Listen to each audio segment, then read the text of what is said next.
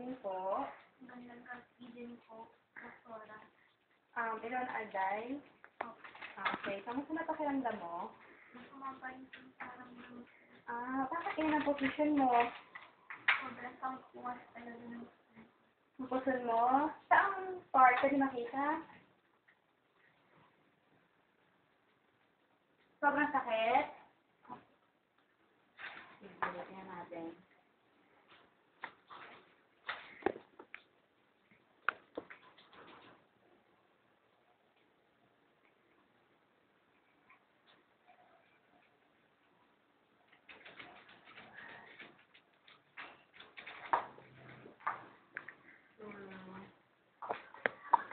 Bali, nakita ko na yung resulta mo sa ihi. Bali, sa ihi mo, meron siyang dugo at saka pus o yung nana. Nga sa ngayon, resetahan kita ng gamot. Tapos, uminom ka ng maraming tubig. Nakita ko na rin yung test mo sa dugo. As usual, mataas pa rin yung white blood cell at mababa pa rin yung hematocrit at hemoglobin mo. So, yun. ano po ba ibig sabihin mo? Magiging maayos pa po ba pakiramdam? Sa ngayon, hindi natin yan masasabi. Bali, under observation ka pa din. Basta, ang kailangan mo gawin is uminom ng maraming tubig at yung inumin yung mga gamot. Kapag may mga pagbabago doon sa test na gagawin ulit sa'yo, sabihin ko agad sa espuntahan kita ulit. Okay? Maraming salamat po. Sige, thank you din.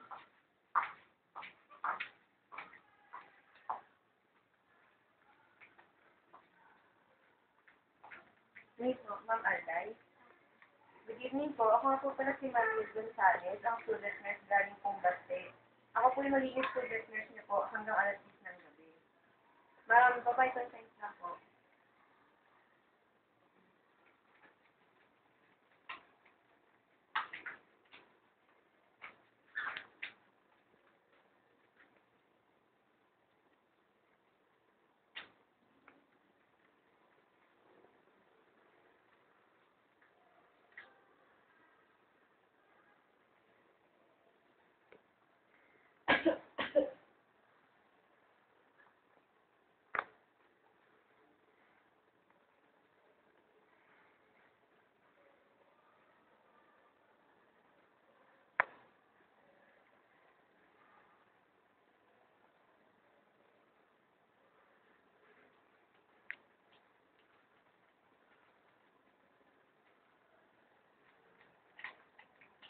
Ano po yung dito? Ma'am, masyado po mababa. 90/60 po.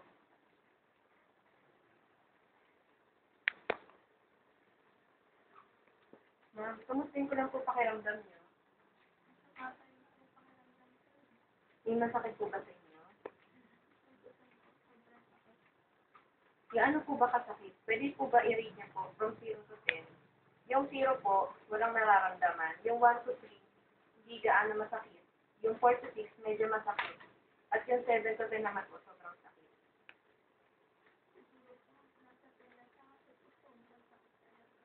Ganun po ba talaga kasakit? Ito lang po kasi yung kaya kong ipayo. Uminom po kayo ng maraming tubig, magpahinga, saka po yung paghinga ng malalim. Saka kung hindi niyo na po talaga kaya yung sakit, magsabi lang po kayo sa bantay para po masabihan yung sa nurse station. Naku pala, magpapaalam po sana kami. Kung pwede po namin gamitin yung kaso niya po sa case pre namin.